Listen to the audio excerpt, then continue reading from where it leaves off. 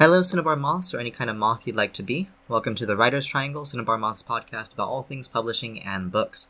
Today we are here with Leia John, the winner of the 2021 Cinnabar Moth Literary Collections Award for Excellence in Poetry. Congratulations on your win. How are you doing today? I'm good. I'm tired. I still can't believe it's 2021. I feel like I'm still processing 2020. Like we just skipped the hell out of a whole year, and I don't know what happened to it. It really does feel that way, right? It's as if it just kind of got compressed into 2019, and then where'd it go? Yeah, for sure. You know what's really fucked up is like I remember thinking in 2019, like, man, it's like an odd year. Odd years are always really shitty. 2020 is gonna be great. Like even years are amazing, and it turned out to be like the shittiest of shit years ever. So like great. And it like I was so stoked 2019 because Rage Against the Machine announced they were touring again. I'm like, oh, this is it. Like this is my year. I can die happy. You know, it's my favorite band. And then I was like, please, God, don't let COVID fuck this up for me. And it did. And it's just been pushed off the last 2 years. So, like, maybe next summer I'll be able to finally see them in concert. Well, hopefully you'll be able to see them, and I think that'll be a lot of fun for you. I'm hoping that happens for you. And for all the other fans. Me too. Yeah. Like, I feel like at that point, like, once I bought two tickets to two shows, like $600, right? And, like, I feel like you could just shoot me in the head after the first show, and I will be like, yay, I've completed everything that I've come to this earth for. Like, amazing. Great. Cool. Yeah, so you kind of got a bit of frustration with not having been able to do it for the year. And year and a half now, probably, since they announced it, I'm guessing? Yeah. That's quite a long time. Yeah, it's crazy. I don't know what the hell, like, 2020 just dissolved into, I don't know, it was like a really good year in some ways, and a really shitty one. I mean, obviously, like, the shit was COVID. Like, it was great because I didn't have to, like, I travel down to New York City, so it's 6 hours away from me by car if I'm driving. You know, every week to work on my master's. So, like, the last year has been like, oh, this is great. I don't have to wake up at 1 a.m. and drive or whatever. And now I'm back to, like, in the city every week, and I hate it there so much. Like, so, that's the second part like, of it. But with yeah, the positive the good part stuff of it, is, like, yeah, the good stuff has been, like, Matthias over at Newington Blue happened to find me somehow, some way, in the abyss that is WordPress, and like it kicked off this whole publishing thing, which is still very bizarre. And with that, you have the chapbook Fuck It, chapbook of explicit poetry, that has the poem that won the Excellence in Poetry Award for 2021 from Cinnabar Moth Collections. How does it feel to be the winner? How does it feel to get that email and find that out? You know, like I said before, just everything's really bizarre. And I really do question everybody that likes this shit. You know what I mean? Where I'm like, you guys are demented. Like, I know that I'm fucked up and sick, but, like, I didn't know there were that many other people that were that fucked up and sick too, you know? But it's nice. It's very strange. Like, it's the strangeness and the like, I guess, like, cognitive dissonance of it all is the lasting impression, or the so it's just the lasting impression for me that this is like, man, I didn't intend any of this. It just all kind of happens. I mean, it's really cool. It's just really weird. And so you're still kind of adjusting to the reality of it. Yeah. Sorry, I'm smoking a cigarette and drinking coffee because that's what I do at 9:15 Eastern time on a Sunday night. Yeah, it's just really strange. Okay. Yeah. So the entire chapbook is called Fuck It, and can you tell me a little bit about the inspiration behind the chapbook, the title, the poems themselves? Sure. Actually, you know, that's funny. I'll tell you the secret. I had no name for it for months until, like, the week before it was published. And Matthias is like, have you thought of anything? And I'm like, no, but, you know, like, how about fuck it? Or, well, it seemed like a good idea at the time. And he's like, no, we got to do fuck it. So, like, he's the one that picked it. And the more that I think about it, it really is very apropos to this whole situation. Because, like, I started this WordPress shit, I think, like, last October. Yeah, so a year ago, maybe this week or something. And I was like, well, you know, I've been writing for my entire life. And I was like, well, fuck it. Let me put it on WordPress, see if anybody likes this shit. Maybe I'll meet up with some other poets and we can bitch or something, you know? And then Matthias found me and he's like, do you want to, you know, publish a couple poems in this Bukowski anthology? I'm like, fuck it. Let's do it. You know, why not? That's pretty cool. And then he's like, do you want to do, like, I got a grant for 3 chapbooks. Do you want to do a full chapbook of your own poetry? I'm like, fuck it, yeah, sure. So it's like, you know, and then it was like, you know, fuck it, of course I'll join Twitter. You know, so it seems to be the running theme with everything in this whole literary thing that I'm doing. So yeah, maybe I'll get it tattooed somewhere. Why not? Okay. So it's just your. But the whole. Oh, go ahead. No, go ahead. So it's just kind of the inspiration behind your choice to start doing everything is just, why the hell not? Fuck it.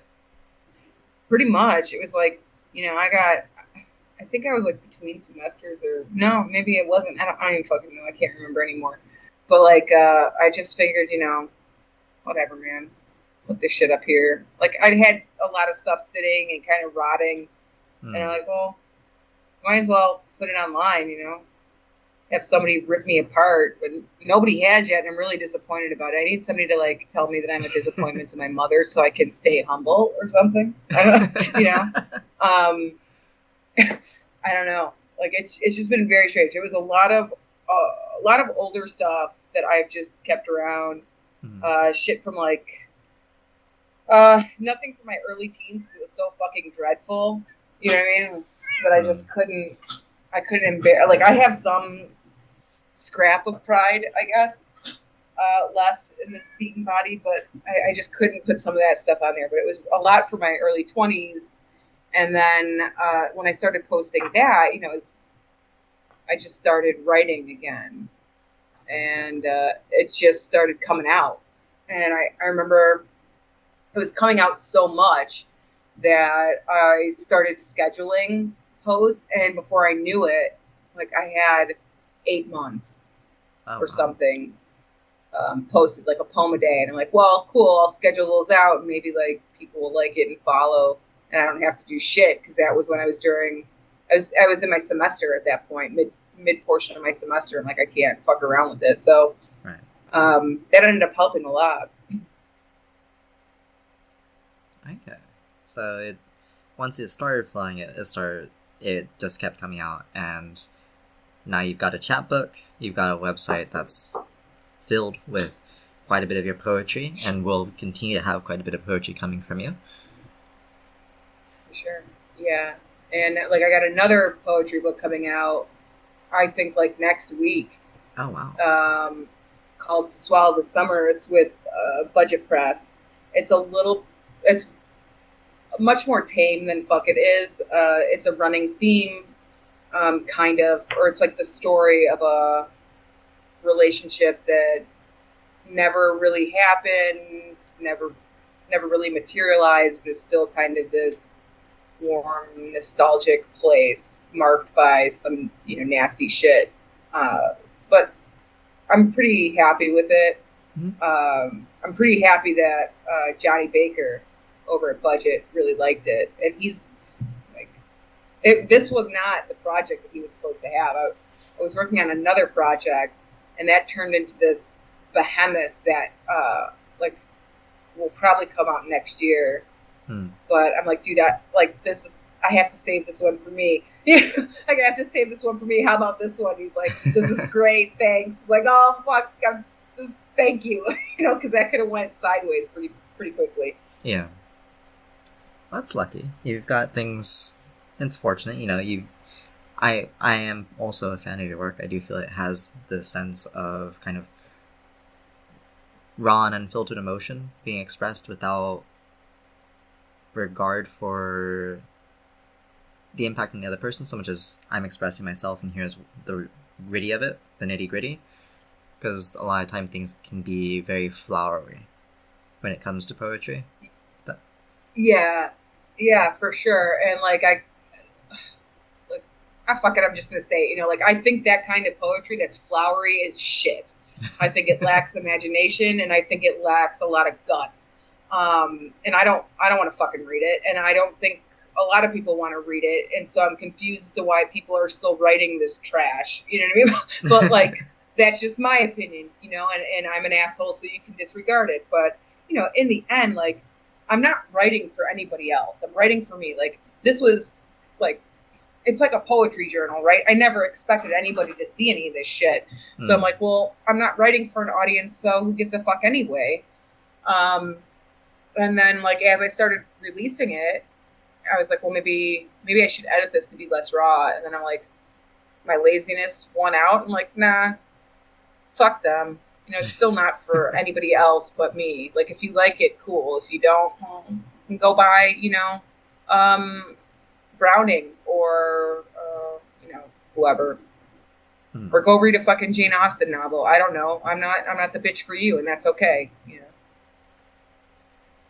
And so, going a bit deeper into the poems that you have written, the one that we've chosen as the winner of the Award for Excellence in Poetry is Cognac. And so, Cognac, I believe, captures some of that raw emotion in a way that's it captures the predatory nature of the male actor in the poem without going into any of the details. It still has that kind of foreboding sense to it and tells the story without telling any of the story in a lot of ways. And so... Yeah, for sure, yeah. And so I wanted to ask you a bit about you said that you've written these throughout your entire life, and so I was wondering, what was your inspiration has your inspiration changed as you've started writing these poems and moved on and continued? No, I mean, I guess if I have to say my inspiration is anything, it's my life as I move through it. All of these are embodied experience. There are points in time that I really wish some of these were not true. Shitting my pants. That would be great if it wasn't true 3 or 4 times over, but it has happened. And I think it's what the fuck are you going to do? You're going to laugh at it, right? So I might as well make some other people laugh at it. Right. You can't spare yourself, I don't think, but it's just my life, and I'm writing about it in the way that I know how, and in the way that I process it, right? So something just comes to me. I don't sit down and go, okay, I'm gonna write this. I have an idea. That's how I definitely write, my academic stuff. Mm-hmm. That is definitely how I wrote my 3rd poetry chapbook, but that was a running theme, so it was very, very intentional. But the rest of it, it's just the chaos that's coming out of my brain at any given time. 2:00 in the morning, and I'm like, oh fuck, I gotta write this down really quick because I'm gonna forget it. And if I sit in quiet long enough, something will always come up, Cognac is just a snippet of it's actually a repressed memory. So the story behind it in very, broad strokes, I guess, is I was, between 14 and 17, it was preyed upon by a male that was much older than me, by I think 16 years. I was 14, he was 31 when we first met, and it was something that carried on for quite some time. And I think if I'm looking at Cognac right now, and I kind of laugh at it because it's very sardonically laugh at it because it's very tongue-in-cheek. It says what it is without saying what it is if you have the eyes to catch it, and that was not particularly my intention. My intention was just really to capture a repressed memory as it happened, right? Yeah. And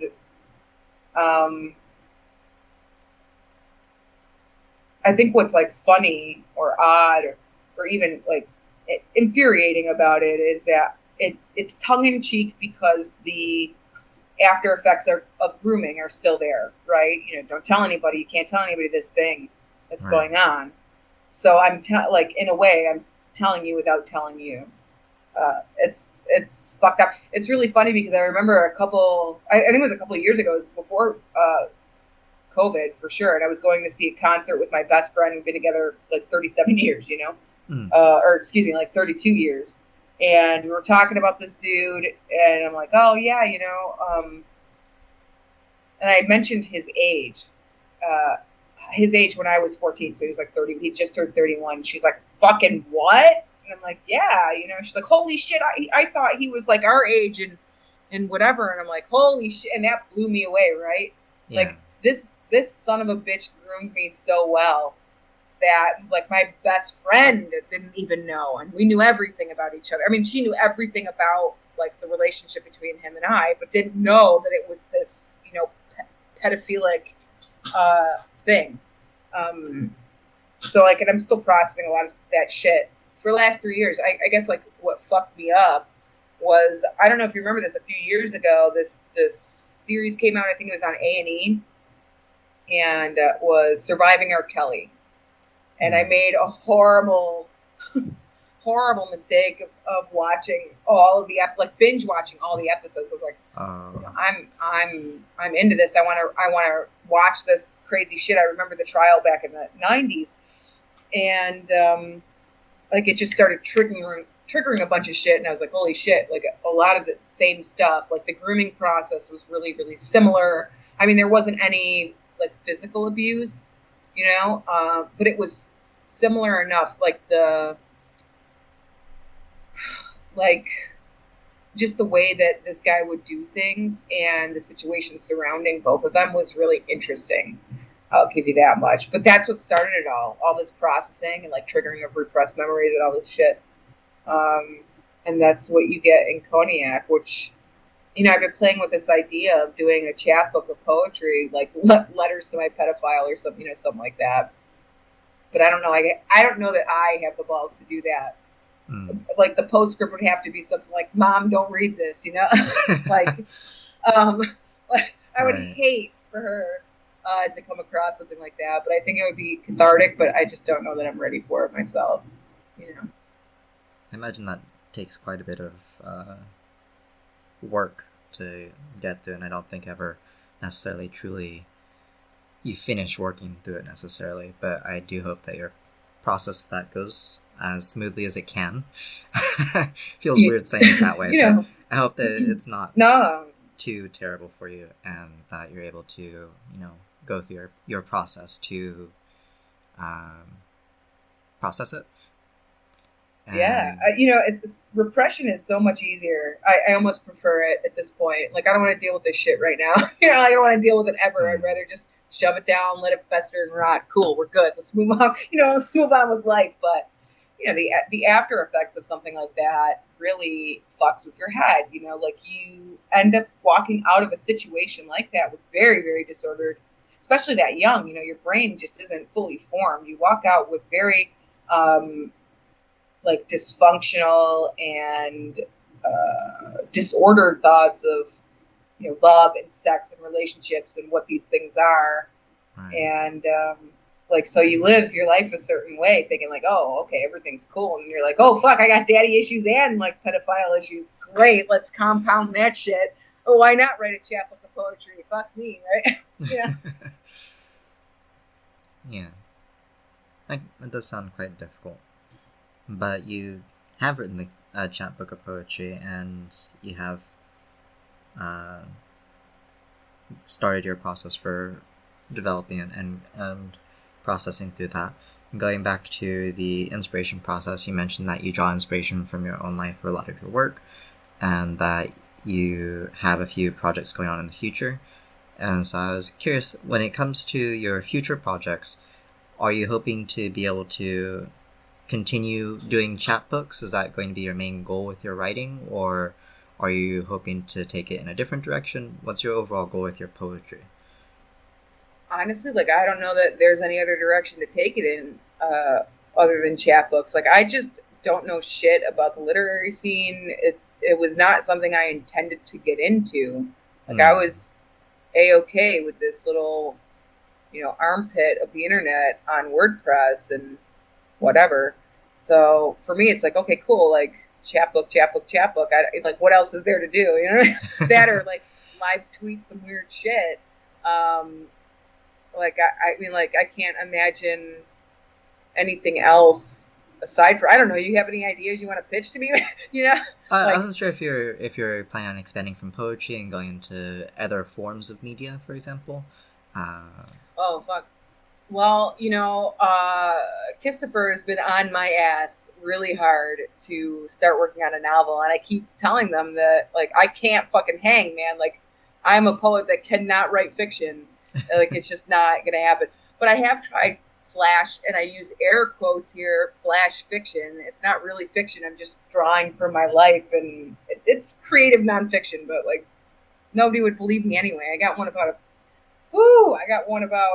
something that happened a couple weeks ago. Somebody pissed on the train, like in the train. And I'm like, I got to write about that. That'll be great. But like, I just don't know that I could transition over to like full length stories. I can't, I operate it so much out of my own narrative and am so used to writing about my embodied experiences that trying to imagine writing something like a novel where there has to be dialogue, it's going to end up being me talking to myself, which is really weird, and probably not that interesting.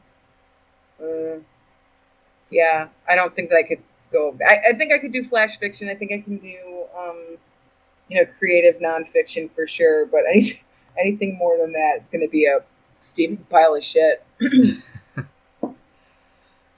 Well, I think that you do have a very creative mind, and that whether you decide to, maybe a separate thing, but I think that you're capable, you could write a novel if you chose to. Whether or not you feel comfortable doing so, of course, is your own prerogative. But when it comes to poetry, you do have a wonderful body of work already. And are you hoping to win any more poetry awards, or are you just thinking, just continue to pump out the chapbooks and see what happens? Honestly, like, I don't know. Like, the only other award that I've gotten or even knew about, and that was in the moment, somebody recommended to me, was the Anita McAndrews award for poetry and human rights, and that was last year. And I was like, okay, cool. Like, I got the perfect shit for that. Let me put it in. And I ended up winning it, which was pretty dope. And because I could identify, that fucking poem was funny because I was in seminary a few years ago prior to this one, and we had to, like, one of our class assignments was to write a psalm, right? Like from the Bible, like write a psalm. I fucking hate psalms. Like, if anybody knows me, it's the book of the Bible I can't fucking stand. And I'm like, okay, I'm going to write a psalm. So I ended up writing this thing, and I'm like, oh, okay, this is not that bad. Turned it in, got an A, cool, did my job. But then I ended up, like, looking at it, like, hey, this is pretty chill. So I ended up submitting a fucking class assignment from 5 years ago for a poetry contest, and won, like, I don't know, $100 or something. Like, well, fucking shit, I'm going to go out and get dinner for myself. But other than that, like, I don't know of any other awards other than, like, Pushcart and, like, somebody's been joking with me, like, they're gonna nominate my ass-eating poem like for a Pushcart, and I'm like, oh fuck, like, well, that'll be something different for them. Like, don't do that, that's a bad troll, but it still would be pretty funny. That would be great if I could get like a coming or a shitting poem or like an ass-eating poem win a Pushcart. Pinnacle of my life right there. So that's something to aspire to. You write a poem so good that they take it, even though it's about eating ass. Eating ass, yeah. Yeah, why not?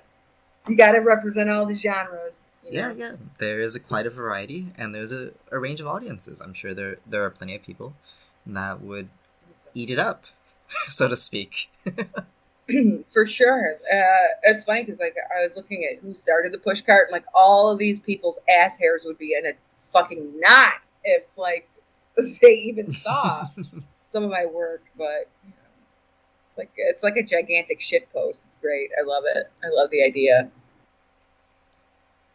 And so going into, you have a poem about eating ass as well, and you have this a poem that is in the chapbook of Fuck It, where you're literally talking about the fact that you don't edit your work, which you mentioned earlier in this interview. And so I wanted to ask you, is there something about your process for writing that you think would surprise people that are reading your works? I think the fact that I just don't edit, that is, maybe that's surprising. Like, I don't know. It's not surprising for me, but I'm the one writing this shit, so I don't, you know? But yeah, I don't edit. It's not, it's not supposed to be grammatically correct or fucking, I don't give a shit about meter and rhyme and does it beat, like, none of that. I don't give a fuck. I don't care. Like, does it say something? Is it saying something to me? Do I feel like, do I feel like I took a really good shit after I wrote this poem? Like, do I feel relieved? If I don't, something's wrong and I throw it the fuck out, like, okay, this is shit. Oh, I can tell you about, like, process, right? So for me, if I'm sitting down and intentionally writing, which is very rare, like, okay, I made some time, I'm going to sit down and write, then the first for me is, like, it has to be really late at night. Like, the whole house has to be quiet. Brains have to be asleep. Like, I need that silence for my brain itself to be silent. And something will always come up. Some shit always comes up. So for me, like, I have this, like, mantra that's, you're not writing a story. You're capturing a moment. And for me, what I try and do is, like, okay, I've got this memory, or this shit happened the other day. Where's the moment of impact, right? Right. So, like, what's the fireball moment? Like, what's the moment that makes you laugh? What's the moment that, makes you, like, disgusted, if I'm intending to do that? Like, where is it? So what I think about when I'm writing these things, if I'm writing intentionally, is, all right, like, find that moment of impact and world build around that moment, right? Which I assume is probably pretty similar to what novelists are doing, but I just don't carry it on for 100 and plus pages. Like, that's mind blowing to me. I don't know how the hell they do that. Like, mad props to the novelists out there, for real, man. I respect your hustle. I can't do it myself.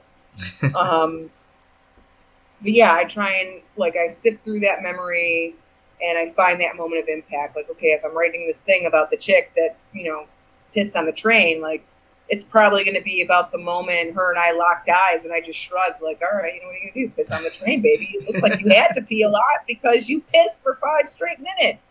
Like, all right, it's cool. Fuck the MTA. I don't care. That's that's that moment of impact of, like, what my reaction is, or the connection of humanity, or whatever, I know it when I know it. You know what I mean? It's like grabbing your lover's ass. Like, okay, I know that muffin. That's mine. So, like, I grab the ass of that moment. Like, there's that muffin. That's mine. And I just world build around it. So I don't know if that's normal for people, but that's just the way my brain works, I guess. Yeah, that moment that clicks for you, that feels right for what you want to write and has the most significant impact. I think that a lot of people do draw from those moments in their lives, even if they're not always aware of it, right? Of drawing from moments of big impacts in their minds, even if it's not necessarily massive in the scale of, their entire life, just in these brief moments, something that kind of rises above the normalcy of the day. For sure, yeah. Excuse me. I was trying to think about, like, one of the poems. I don't remember. It's a really old poem, and that's kind of where I came up with this, find the moment of impact and world build around it. Because I started writing a poem pretty intentionally, and it was like, this fucking sucks. Like, this is a piece of shit poem. And because I'm not writing a poem, I'm writing a story at this point, giving you backup detail. Like, nobody gives a shit about that. Where's the moment of impact? And that's where that set in for me. I'm like, okay, well, that's where I'm writing. And it ended up coming out far less shitty. And so for you don't like all this extra stuff around it. You just want to be hit with it, straight to the point, feel impacted. Give it to me. It's kind of Right. your And own style like, with yourself, as well as when you're yeah, reading other stuff. Is that also what you look for? absolutely. I don't want to read it, but like a fucking epic, right?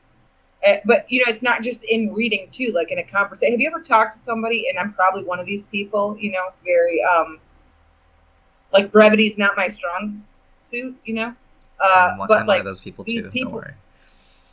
Okay, cool, and we're in good company. But these people, like, I don't know. I feel like I'm pretty straight to the point. We'll get to it, but like I've got a couple of friends where like I feel my head doing the lift. Like, okay, where's the fucking point? Like, I got shit to do. Tell me what's the point of this story?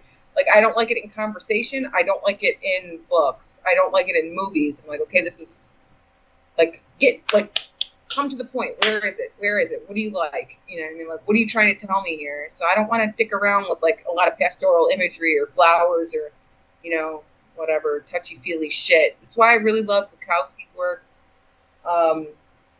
He just wrote the way that he wrote. He wrote it, like he had the balls to write it. Although he did have a tiny bit of self-preservation here and there, but overall not.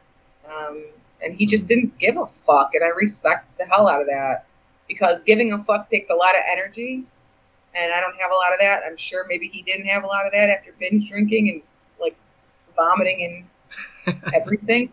I don't know.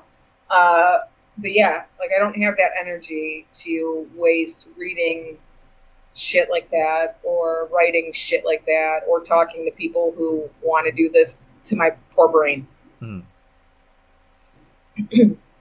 And so would you say that your greatest inspiration from people that you read would be Bukowski, or is it somebody else in your life for starting poetry or even for continuing poetry? Is it just your experiences inspire you, or what would you say is like the greatest inspiration? I started writing poetry before I ever read any. Like I just, I've been writing since I was really little, and it started out with the, like retelling,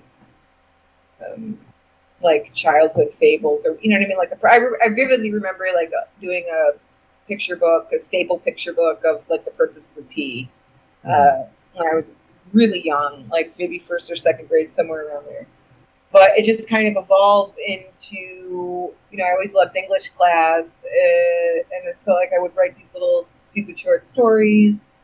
And then I got into poetry because it was just like, it was easier, I suppose, without, like, I don't know if I was just lazy or didn't have time. So it just evolved into that. And like, I was still writing short stories, but it just took too much time. And then I remember like the first poetry book I got was Maya Angelou's book of poems. And I just remember, like, she's tattooed on my right arm, my right forearm. And like, I love her work because it's still very real, but not, it's done beautifully. You know what I mean? There's a lot of beauty and dignity there. I think like her and Lorraine Hansberry go hand in hand, where there's this really shit experience that you don't deny it being shit, but you still are able to find dignity in the middle of it. And I think there's a lot to be said for that. I think it's really important. I think, Lorraine and Maya Angelou, Toni Morrison too, are probably like some of the three most important female writers of the century. And you've got Toni Morrison doing novels and Lorraine Hansberry doing plays and Maya doing autobiography, many of them, and incredible works of art. I mean, she was an artist, and she drew from her life. So I guess like if I have to say, like, if there's an inspiration for a poet specifically, it would probably be her. Because of how very personal she got. And like, I'm not talking about like just personal, like her internal experience, but also like her embodied experience with a very fucked up world around her. And she's not pulling any punches in that, but she's also not sinking to my level, which is like, well, You know, we're going to talk about piss and shit. Like, you know, and Lorraine Hansberry does the same thing with, you know, think about like A Raisin in the Sun. We're talking about South Side Chicago in the 60s, very segregated, and you know, death and money and segregation and moving into a white neighborhood at that time, what that means. And there's this immense amount of dignity and nuance, I guess, to that situation. And she still tries to find the beauty in this shit. Where, you know, flip side of that, Toni Morrison's just like, I'm going to show you the shit, you know, like here it is. I don't know if you've ever read like Sula, you know, where one of the main characters is talking about, you know, having to grease up her finger to unconstipate her baby, you know. And I respect the shit out of that too. Like, she's giving it to you the way that it is, and it's a work of fiction, but like it's ugly art, and ugly art is so important, you know, because I think in a sense it becomes more valuable, at least to me, it becomes more valuable because these people have the testicular fortitude to just be like, this is it, and that's why like I admire Bukowski too. Like, this is it. You're not getting it. Like, what you see is what you get, you know. Right. I'm trying to think of, like, Hunter Thompson's another, like, if I'm looking at the tattoos on my arm, then I've got Maya Angelou tattooed there. I've got Hunter Thompson tattooed there. I've got, holy shit, I had to look, Nabokov and Daniel Quinn. Like, these are pretty big writers to me for one reason or another. Hunter Thompson's huge for me. He's another one that just fucking told it like it is. He danced with his demons and they won.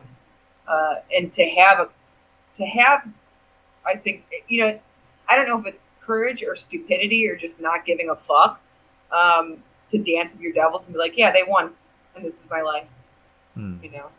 And then when I'm done, I'm gonna drink a bottle of whiskey, smoke a fucking Pall Mall, and blow my head off, you know, over my typewriter.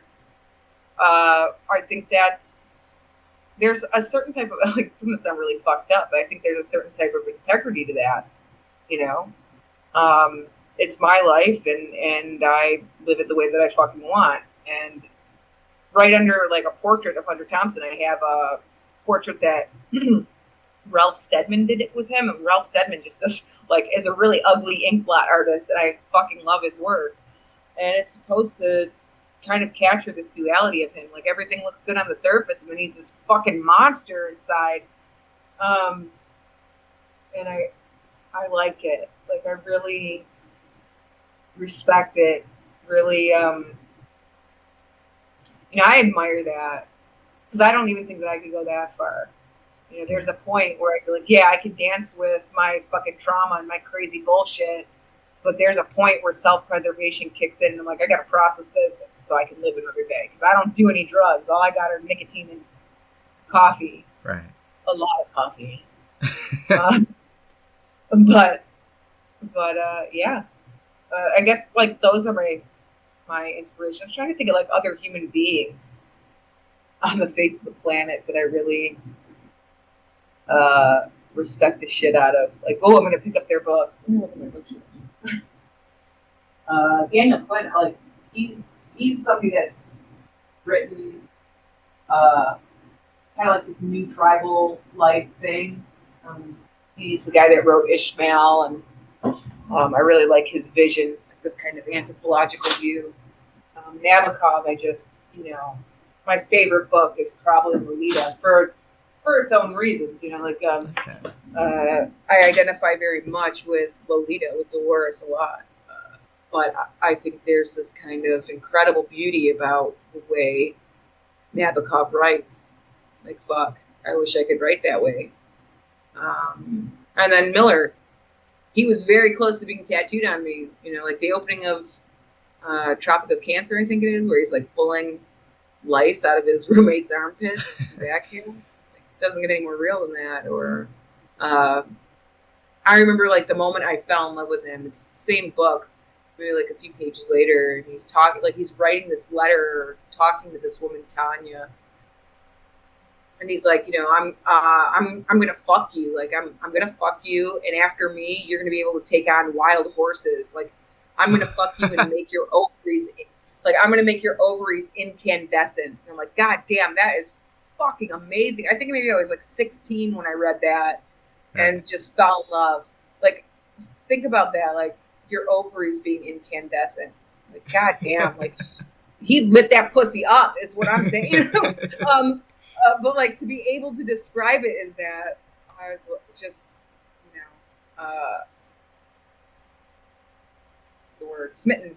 And so for you, all these, I think I see a common theme amongst all these different writers and artists and poets and everything is that they have this certain unforgiving realism to what they do.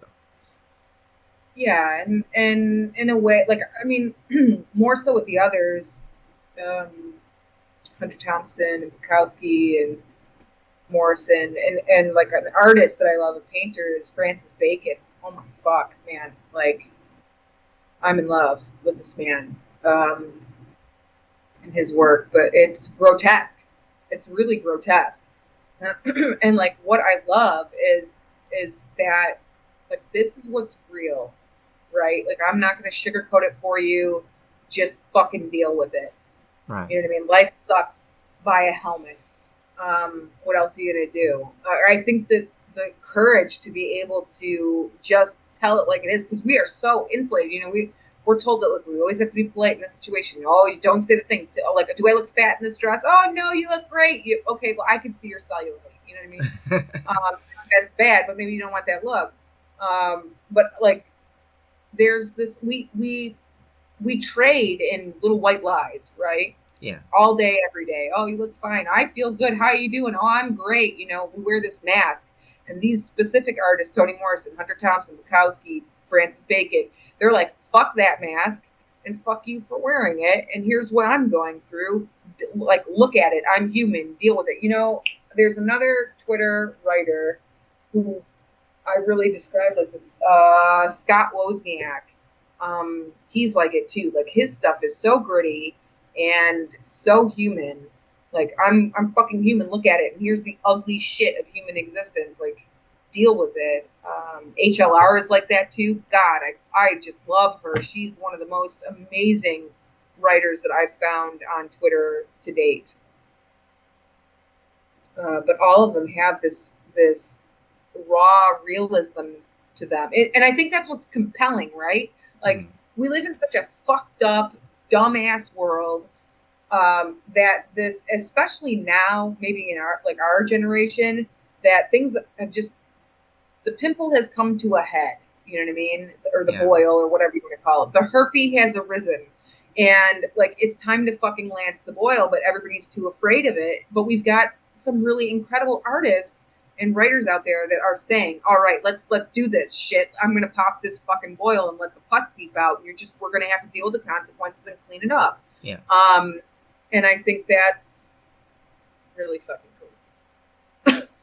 You know, like it's really cool. It's admirable and it's fun. And I think that capturing the human condition and all its shittiness is what is compelling. Nobody wants to, like, we're not kids anymore, you know what I mean? Like, we're not reading fucking fairy tales, although I do love Harry Potter with a Vengeance and the Mortal Instruments, and I need that. Like, I will read those things when I feel so shitty that I need to be reminded there is something good in the world, right? But that's not what I want to read the most of the time. What compels me, what captures my attention, is the shittiness of the human condition, because it's like, well, I'm not alone, I guess. I'm feeling like a piece of shit. You know, that's great. Yeah. Yeah, there's somebody else who's also in dark, feeling dark with me, and their demons may be different than mine, but recognizing, hey, there's another person struggling with their demons too, and we're not alone in our struggle to deal with the fact that life isn't all rainbows, chocolate, candy, and fun times. It's a lot of dirt, grime, blood, sweat, tears, sadness, and everything else. There was for sure. There's a quote.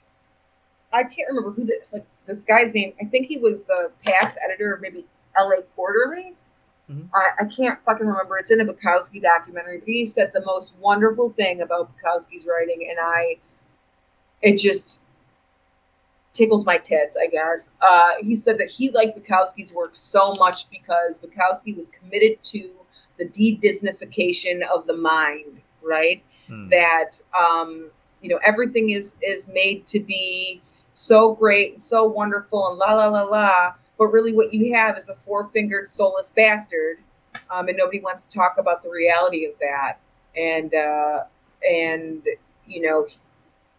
we need that Disney shit taken from our head. It's like I said, it's great for kids, not for us, not for adults. So yeah, like maybe that's what I like about these writers, the de-Disneyfication of the mind. I think that's a wonderful phrase, and I think that you also, with your work, perhaps you don't necessarily go to, as you mentioned, as dark of a place as some of their works do, but I do think that you also have that sort of demystification of the mind as well, in the way that you are willing to kind of lay these things bare in your poetry. And that's part of what we really appreciate and enjoy about it here at Cinnabar Moth. That's part of why I was chosen for the award in excellence in poetry. And we appreciate you. I know you said thank you, but thank you for sharing your work for us to be able to have the opportunity to experience it. Because you could have chosen not to, but you said fuck it, just like the title of your chapbook. Yeah, I said fuck it. Yeah, why not? Let's do this thing. Yeah. And so before you wrap up, I wanted to ask you if you could suggest one indie poet that you'd like to let people know about out there. Is there anyone that you would suggest, perhaps, to our listeners? Shit, that's hard. I do this, well, I was over the summer, now I don't have fucking time anymore. Reading people's chapbooks like other indie poets. I like my first knee-jerk reaction is always going to be HLR. She's just, fuck me, man. Like, she's incredible. Her chapbook, History of Present Complaint, was the first one I bought. I'm sorry, you're a little bit far from the mic, so I can't hear you that well. How can you hear me now? Oh, yeah. Oh, okay. So, it's really hard to choose one, and, my knee-jerk reaction would be to do HLR, because she's just, I think, one of the most talented, raw writers on Twitter right now. History of Present Complaint is what it was the first Twitter chapbook that I bought over the summer, and it is my favorite. I've got so many notes in the margin from it. It's breathtaking. It's something that I really want to read over and over again. And aside from her, I don't know if the dirty side of Twitlitter, lit Twitter, meaning my side with all the fucked up weird shit, knows about another woman. Her name's Taylor Bias, and she did released a chapbook this summer, I think with Variant. I want to say Variant Lit. I could be wrong. Yeah, Variant Lit, called Bloodworm. And god damn, that's another one. I've got tons of notes in the margins and stuff. And there's this incredible poem. I think it's something of my morning tea. How I take my morning tea. And it's holy shit, man. It's like a poem hidden within a poem. Which reminds me of James Scott's Domination in the Art of Resistance, where he's talking about a hidden transcript, right? Code switching. When I saw that, I was like, holy fuck, is this what you're doing? And she's like, oh my god, you got it. Oh my god, I'm so impressed. I can't even handle this right now. I need to go do dance. But yeah, those two women, HLR and Taylor Bias, hands down, I think, the best writers that I've encountered on Twitter yet. Sorry, guys, it's the ladies right now. Hey, women have a lot of wonderful writers in their midst. You amongst them, from our opinions, and I thank you for giving these two suggestions. I will be sure, for those of you listening, we will be making sure to include links to their information along with the stuff for Leia John here. Leia John, sorry.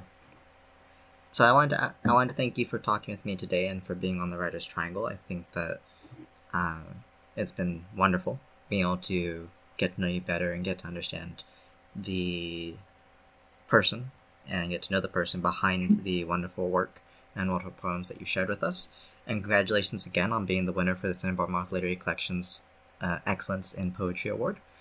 And before we go, can you tell us where we can find you on social media, website, all of that? The website is www.poemsthatsuck.com. And I'm on Twitter, not a ton right now just because it's the beginning of the semester, but it's @suckasspoetry. Okay. Yeah, I think that's pretty much where you can find me all the time. Come stalk me. I like stalkers, especially the perverted ones. That's great. So thank you for sharing, and for all of our listeners, be sure to visit cinnabarmoth.com or cinnabarmothliterarycollections.com and check out the transcripts. We'll have the social media links, and we'd like to thank you all for listening. But for today, it was wonderful having all of you, and goodbye. Bye.